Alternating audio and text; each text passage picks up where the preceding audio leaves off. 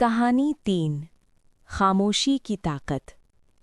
दीप त्रिवेदी ऐसे लेखक और विचारक हैं जो जीवन की सबसे गहरी सच्चाइयों को छोटी छोटी कहानियों में छिपा देते हैं। उनकी कहानियां शोर नहीं मचाती, बल्कि मन के भीतर खामोशी पैदा करती हैं, और वहीं से असली परिवर्तन शुरू होता है। 101 सदाबहार कहानियां इसी मौन की शक्ति को समझने का आमंत्रण है। एक बार की बात है, एक राजा था, बहुत शक्तिशाली। उसका राज्य बड़ा था, सेना मजबूत थी, और उसका अहंकार उससे भी बड़ा। राजा को लगता था, मेरी बात आखिरी है, जो मुझसे असहमत हुआ वो मेरा दुश्मन है। दरबार में रोज बहसें होती, मंत्री बोलते, सेनापति चिल्लाते, और राजा और ऊंची आवाज में बोलकर सबको चुप करा देता। उसी राज्य में रहता था एक साधु।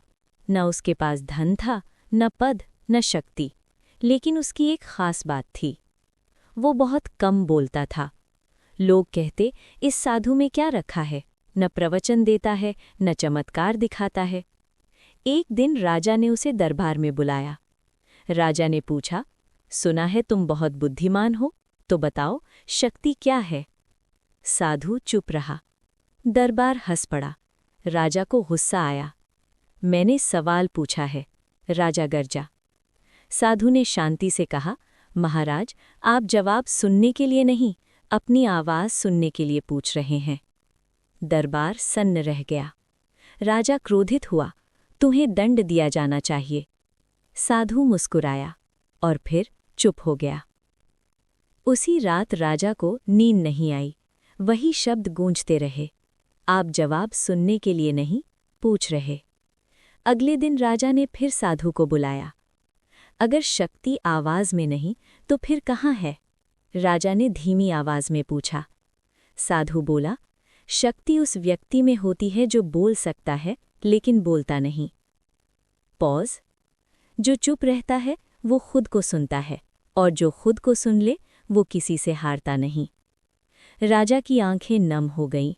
पहली बार उसने महसूस किया, उसकी हार दूसरों से नहीं, खुद से थी। उस दिन के बाद राजा कम बोलने लगा, ज्यादा सुनने लगा, और अजीब बात ये हुई कि राज्य में झगड़े कम होने लगे, निर्णय बेहतर होने लगे, और राजा पहले से ज्यादा शक्तिशाली हो गया। सीख: असली शक्ति आवाज में नहीं, संयम में होती है। जो खुद को सुन लेता है, उसे किसी को हराने की जरूरत नहीं पड़ती। खामोशी कमजोरी नहीं, सबसे गहरी ताकत है।